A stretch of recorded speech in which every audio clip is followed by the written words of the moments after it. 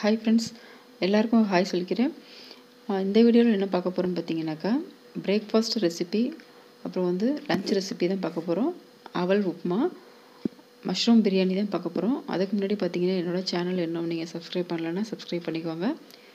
இந்த வீடியோ பார்த்து முடிச்சுட்டு இந்த ரெசிபி உங்களுக்கு வந்து பிடிச்சிருச்சுனாக்கா சப்ஸ்கிரைப் பண்ணுங்கள். இப்போ வாங்க வீடியோக்குள்ளே போகலாம். ஃபஸ்ட்டு வந்து பார்த்திங்கன்னா பிரேக்ஃபாஸ்ட் ரெசிபி வந்து நான் உங்கள்கிட்ட ஷேர் பண்ணுறேன். நான் வந்து அவல் உப்புமா செய்கிறதுக்காக அவல் வந்து நான் வந்து இந்தளவுக்கு எடுத்து வச்சுருக்கேன். வெள்ளை அவல் எடுத்து வச்சுருக்கேன். இதை வந்து பார்த்திங்கனாக்கா ஒரு 2-3 தடவை நல்லா வாஷ் பண்ணிவிட்டு நான் எடுத்து வச்சுருக்கேன். நல்லா வாஷ் பண்ணிவிட்டு தண்ணி நல்லா ஃபுல்லாக வந்து வடிகட்டிட்டு நான் எடுத்து வச்சுருக்கேன். பார்த்திங்கன்னா தண்ணி கொஞ்சம் கூட இல்லை, அந்த மாதிரி வந்து வடிகட்டி எடுத்து வச்சுருக்கேன். இதில் வந்து நான் வந்து என்ன ஆட் பண்ணுறேன்னு பார்த்தீங்கன்னாக்கா, ஒரு 1/2 ஸ்பூன் வந்து சால்ட் ஆட் பண்ணிக்கிறேன். 1 ஸ்பூன் வந்து சுகர் ஆட் பண்ணிக்கிறேன். இது ரெண்டுத்தையும் நல்லா வந்து மிக்ஸ் பண்ணி விட்டுட்டு உதிரியாக வரணும். மிக்ஸ் பண்ணும்போது அது மாதிரி மிக்ஸ் பண்ணி விட்டுட்டு பார்த்திங்கனாக்கா ஒரு 2 நிமிஷம் வந்து தனியாக வச்சுருங்க மூடி வச்சு. அதுக்கப்புறம் நம்ம உப்புமா செய்ய ஆரம்பிச்சிடலாம். அவல் வீட்டில் இருந்தாக்கா இந்த மாதிரி வந்து பசங்களுக்கு செஞ்சு கொடுங்க.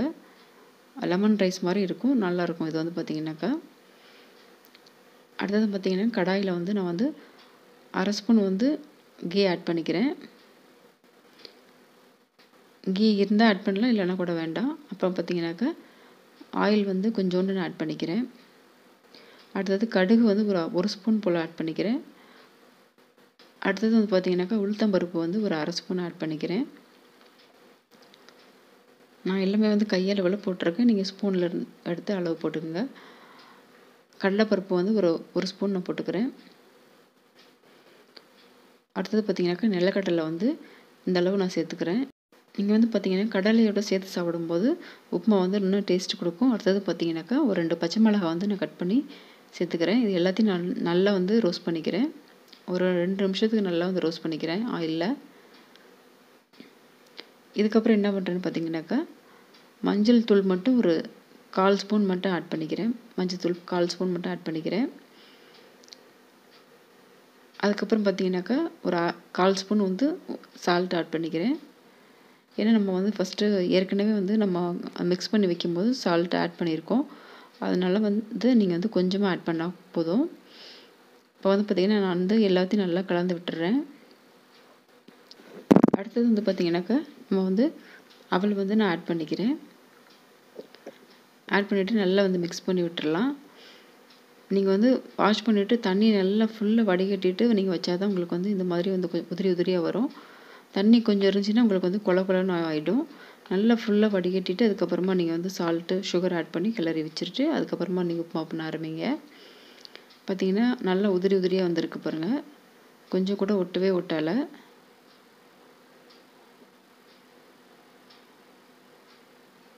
கடலை இருந்தால் போட்டுக்கலாம், இல்லைன்னா கூட வேண்டாம், கடலைப்பருப்பே போதும். அடுத்தது பார்த்திங்கனாக்கா லாஸ்ட்டாக வந்து கொத்தமல்லி கொஞ்சோண்டு கட் பண்ணி வச்சு அதை ஆட் பண்ணிக்கிறேன். ஒரு 5 நிமிஷம் நீங்கள் வந்து கிளறி விட்டால் போதும், ரொம்ப கிளறணும்னு அவசியம் இல்லை. இப்போ வந்து பார்த்திங்கன்னா ரெடி ஆகிடுச்சு. பார்த்திங்கன்னா எவ்வளோ உதிரியாக வருது பார்த்திங்களா, நல்லா உதிரியாக வரணும். சில பேர் பார்த்திங்கன்னா இதில் வந்து லெமன் ஆட் பண்ணுவாங்க. நான் வந்து லெமன் ஆட் பண்ணல. நம்ம வந்து காலையிலே செய்கிறதுனால லெமன் வந்து நம்ம ஆட் பண்ணால் கொஞ்சம் புளிப்பு டேஸ்ட்டு வரும். அதை நான் வந்து அவாய்ட் பண்ணிடுவேன். லெமன் காலையில் செய்யும்போது நான் வந்து லெமன் வந்து ஆட் பண்ண மாட்டேன். இப்போ வந்து பார்த்திங்கனாக்கா ரெடி ஆகிடுச்சு. லெமன் சேர்த்து செய்கிறவங்க வந்து ஒரு ட்ராப் மட்டும் நீங்கள் லெமன் சேர்த்து மிக்ஸ் பண்ணி விட்டுட்டு அதுக்கப்புறம் இறக்கி வச்சுருங்க. இப்போ வந்து பார்த்திங்கனாக்கா அவல் உப்புமா வந்து ரெடி ஆகிடுச்சு. அடுத்தது பார்த்திங்கனாக்கா லஞ்ச் ரெசிபி வந்து நம்ம செஞ்சிடலாம். இது வந்து பார்த்திங்கனாக்கா மஷ்ரூம் பிரியாணி தான் நான் வந்து ரெடி பண்ணுறேன். இப்போ வந்து பார்த்திங்கன்னா ஒரு குக்கரில் வந்து 1 ஸ்பூன் வந்து நான் வந்து கீ ஆட் பண்ணிக்கிறேன். இப்போ வந்து நான் என்ன ஆட் பண்ணுறேன்னு பார்த்தீங்கன்னாக்கா, நம்ம வந்து நார்மலாக பிரியாணிக்கு ஆட் பண்ணுற மசாலா பொருளை வந்து ஆட் பண்ணிக்கிறேன். பட்டை, கிராம்பு, ஏலக்காய் அந்த மாதிரி அது வந்து ஆட் பண்ணிக்கிறேன். அப்புறம் வந்து பார்த்திங்கனாக்கா வெங்காயம் வந்து ஒரு கப்பு நான் வந்து ஆட் பண்ணிக்கிறேன். ஒரு பவுல் எடுத்து பெரிய வெங்காயம் வந்து பிரியாணி எந்த பிரியாணி பண்ணாலுமே நீங்கள் வந்து நல்லா ப்ரௌன் கலர் ஆகிற வரையும் கொஞ்சம் நேரம் விடுங்க. ப்ரௌன் கலர் ஆனதான் உங்களுக்கு வந்து நல்லாயிருக்கும் டேஸ்ட்டு. இப்போ பார்த்திங்கன்னா லைட் ப்ரௌன் கலர் ஆகிடுச்சு. அடுத்தது பார்த்திங்கன்னா 1/2 ஸ்பூன் வந்து நான் இஞ்சி பூண்டு பேஸ்ட் ஆட் பண்ணிக்கிறேன். இஞ்சி பூண்டு பேஸ்ட் ஆட் பண்ணிவிட்டு அதுக்கப்புறம் பார்த்திங்கனாக்கா அதை வந்து நல்லா வந்து நான் வதக்கி விட்டுக்கிறேன். கொஞ்சம் ஒரு 2-3 நிமிஷம் வந்து வதக்கினா போதும்.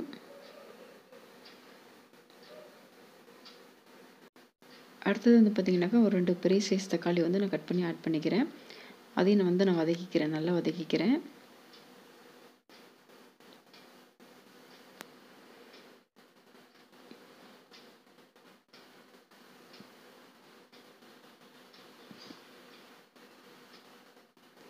கொஞ்சம் நல்லா வதக்கி விட்டுருங்க.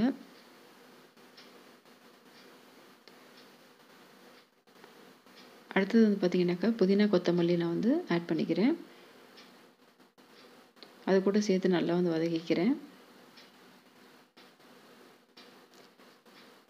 நீங்கள் வந்து தக்காளி நல்லா வதக்கும் போது பார்த்திங்கனாக்கா தனித்தனியாக தெரியாமல் நல்லா வந்து வதக்கி விட்டுருங்க தக்காளியை. நான் அது மாதிரி தான் பண்ணுவேன் எப்போவுமே.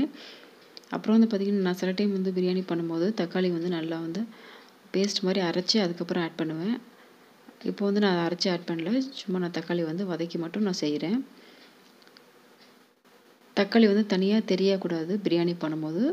தனியாக தெரிஞ்சாக்கா உங்களுக்கு வந்து அந்த புளிப்பு டேஸ்ட்டு வந்து அதில் இறங்காது வந்து. இப்போ பார்த்திங்கன்னா நல்லா எண்ணெய் பிரிஞ்சு வந்திருக்கு. இந்த ஸ்டேஜில் வந்து பார்த்திங்கனாக்கா நான் வந்து 1 ஸ்பூன் வந்து மிளகாத்தூள் ஆட் பண்ணிக்கிறேன். அடுத்தது நான் என்ன சேர்த்துக்கிறேன்னு பார்த்திங்கனாக்கா மல்லிப்பொடி வந்து ஒரு 2 ஸ்பூன் வந்து ஆட் பண்ணிக்கிறேன். இதை வந்து நல்லா வந்து மசாலாவோட நல்லா மிக்ஸ் பண்ணி விட்டுருங்க. மசாலா தக்காளி எல்லாத்தையும் நல்லா சேர்த்து மிக்ஸ் பண்ணி விட்டுருங்க. அடுத்தது பார்த்திங்கன்னா தயிர் வந்து ஒரு 1/2 டம்ளர் வந்து நான் ஆட் பண்ணிக்கிறேன். நான் இதில் வந்து பார்த்திங்கனாக்கா மஞ்சத்தூள் வந்து நான் சேர்க்க மாட்டேன். மிளகாத்தூள் மல்லித்தூள் மட்டும்தான் நான் வந்து சேர்ப்பேன். அடுத்தது பார்த்திங்கனாக்கா நான் மஷ்ரூம் வந்து கட் பண்ணி வச்சுருக்கேன். ஒரு பவுல் அளவுக்கு நான் வந்து கட் பண்ணி வச்சுருக்கேன். நான் அதை கூட வந்து எல்லாத்தையும் ஆட் பண்ணிக்கிறேன். மசாலா கூட ஆட் பண்ணிவிட்டு நம்ம பார்த்திங்கனாக்கா மஷ்ரூம் வந்து நீங்கள் எப்போவுமே தண்ணி ஊற்றி வதக்கவே கூடாது. அதிலே வந்து தண்ணி ஊறும். நமக்கு வந்து சிக்கன் மாதிரி அது வந்து தண்ணி ஊறும். தண்ணி ஆட் பண்ணக்கூடாது. தண்ணி ஆட் பண்ணாமல் நல்லா வந்து வதக்கணும். ஒரு 5 நிமிஷத்துக்கு நல்லா வந்து நான் வதக்கி எடுத்துக்கிறேன். பார்த்திங்கன்னா எண்ணெய் தனியாக பிரிஞ்சு வந்திருக்கு பார்த்திங்களா? அதில் வந்து தண்ணி எவ்வளோ வந்திருக்கு பாருங்கள். தண்ணி கூட ஆட் பண்ணவே இல்லை, தயிர் மட்டும்தான் ஆட் பண்ணேன். பார்த்திங்கன்னா எவ்வளோ கொஞ்சம் கிரேவியாக இருக்குது பார்த்திங்களா? இப்போ நம்ம வந்து தண்ணி ஆட் பண்ணாமல் நம்ம வதக்கும் போது அரிசி வந்து ஒரு 15 நிமிஷம் வந்து தண்ணியில் ஊற வச்சுட்டு அதுக்கப்புறம் வடிகட்டி நான் ஆட் பண்ணிக்கிறேன். இந்த அரிசி என்னென்னு பார்த்திங்கனாக்கா நம்ம நார்மலாக வீட்டில் சமைக்கிற அரிசி தான். பாசுமதி ரைஸும் கிடையாது, சீரக சம்பா ரைஸும் கிடையாது. நான் எப்போவுமே நார்மலாக இந்த மாதிரி அரிசியில் தான் நான் வந்து பண்ணுவேன். எப்போவுமே வீட்டில் சமைக்கிற அரிசியில் தான் பண்ணுவேன். இப்போ வந்து பார்த்திங்கன்னா நான் அரிசி ஆட் பண்ணிக்கிட்டு நல்லா வந்து மிக்ஸ் பண்ணி விட்டுருங்க. அந்த மசாலாலே வந்து நல்லா மிக்ஸ் பண்ணி விட்டுருங்க. அடுத்தது பார்த்திங்கனாக்கா நான் வந்து இந்த அளவில் தான் வந்து 1 டம்ளர் வந்து அரிசி எடுத்திருந்தேன், ஒரு படி. இதே அளவில் வந்து பார்த்திங்கனாக்கா 1 படி அரிசினாக்கா 2 படி வந்து தண்ணி ஆட் பண்ணிக்கிறேன். பார்த்திங்கன்னா 2 டம்ளர் வந்து தண்ணி ஆட் பண்ணிக்கிறேன். இப்போ வந்து என்ன சேர்த்துக்கிறேன்னு பார்த்திங்கனாக்கா லாஸ்ட்டாக வந்து உப்பு வந்து ஆட் பண்ணணும்ல, உப்பு வந்து ஆட் பண்ணிக்கிறேன். தேவையான உப்பு ஆட் பண்ணிவிட்டு நல்லா வந்து மிக்ஸ் பண்ணி விட்டுட்டேன். மிக்ஸ் பண்ணி விட்டுட்டு மூடி வச்சுட்டு நீங்கள் வந்து ஒரு விசில் மட்டும் வச்சு எடுங்க. நீங்கள் எப்போவுமே பிரியாணி பண்ணும்போது குக்கரில் பண்ணுறீங்கனாக்கா, அதுவும் ஸ்டவ்வில் பண்ணுறீங்கனாக்கா சிம்மில் வச்சு பண்ணுங்கள். அதுக்கப்புறமா வந்து ஒரு விசில் மட்டும் வச்சு எடுங்க. 3 விசில் வச்சு எடுத்திங்கனாக்கா உங்களுக்கு வந்து பார்த்திங்கனாக்கா அடி பிடிச்சிரும். எப்போவுமே பிரியாணி பண்ணும்போது சிம்மில் வச்சு பண்ணுங்கள். ஒரு விசில் மட்டும் வச்சுட்டு நீங்கள் வந்து ஆஃப் பண்ணிவிடுங்க ஸ்டவ்வை. ஆஃப் பண்ணிவிட்டு அதுக்கப்புறம் பார்த்திங்கனாக்கா நீங்கள் வந்து உடனே வந்து நீங்கள் வந்து ஓப்பன் பண்ணக்கூடாது. ப்ரெஷர் வந்து பார்த்திங்கனாக்கா தானாக ரிலீஸ் ஆனதுக்கப்புறம் நீங்கள் வந்து ஓப்பன் பண்ணி பாருங்கள். அப்போ தான் கொஞ்சம் வந்து தம்மில் இருக்கும்போது கொஞ்சம் வந்து நல்லாயிருக்கும், வந்து உங்களுக்கு டேஸ்ட் கொடுக்கும். உடனே ஓப்பன் பண்ணிங்கன்னா நல்லா இருக்காது. நான் வந்து சொல்ல மாற்றிட்டேன், லெமன் ஜூஸ் வந்து நான் கொஞ்சம் ஆட் பண்ணியிருக்கேன். இப்போ வந்து ஓப்பன் பண்ணி பார்த்துட்டேன். இப்போ வந்து பார்த்திங்கனாக்கா நல்லா பிரியாணி வந்து கொஞ்சம் கூட குழையல, கொஞ்சம் கூட குழையாமல் வந்திருக்கு. இப்போ வந்து பார்த்திங்கனாக்கா மஷ்ரூம் பிரியாணி வந்து ரெடி ஆகிடுச்சு. நம்ம வந்து பாஸ்மதி ரைஸில் தான் பண்ணணுன்ற அவசியம் கிடையாது. நம்ம நார்மலாக சமைக்கிற அரிசியில் பண்ணலாம். நான் எப்போவுமே அந்த மாதிரி தான் பண்ணுவேன். பார்த்திங்கனாக்கா கொஞ்சம் கூட குழையவே இல்லை, நல்லா வந்து வந்துருந்துச்சு. நம்ம வந்து வீட்டு அரிசியில் நார்மலாக சமைக்கிற அரிசியில் பண்ணும்போது நம்ம வந்து தண்ணி வந்து எந்த அளவுக்கு கரெக்டாக சேர்க்குறோமோ அந்தளவுக்கு வந்து குழையாமல் உங்களுக்கு வரும். அவ்வளோதான் ஃப்ரெண்ட்ஸ். இப்போ வந்து பார்த்திங்கனாக்கா பிரேக்ஃபாஸ்ட் ரெசிபி ரெடி ஆகிடுச்சு, லஞ்ச் ரெசிபி ரெடி ஆகிடுச்சு. இந்த ரெசிபி வந்து உங்களுக்கு வந்து பிடிச்சிருந்துச்சின்னு நினச்சிங்கனாக்கா, நல்லா இருக்குன்னு நினச்சிங்கனாக்கா, ஈஸியாக இருக்குன்னு நினச்சிங்கனாக்கா இந்த வீடியோக்கு வந்து ஒரு லைக் கொடுங்க, கமெண்ட் பண்ணுங்கள் நல்லா இருக்குன்னு நினச்சிங்கனாக்கா. அதுக்கப்புறம் வந்து பார்த்திங்கனாக்கா உங்கள் ஃப்ரெண்ட்ஸ் அண்ட் ஃபேமிலிக்கு வந்து ஷேர் பண்ணுங்கள். இந்த வீடியோ பார்த்துட்டு கடைசியாக ஒரு விஷயம் பண்ணுங்கள். வேறு ஒன்றும் இல்லை, சப்ஸ்கிரைப் பண்ண மறந்துடாதீங்க. சப்ஸ்கிரைப் பண்ணுங்கள்.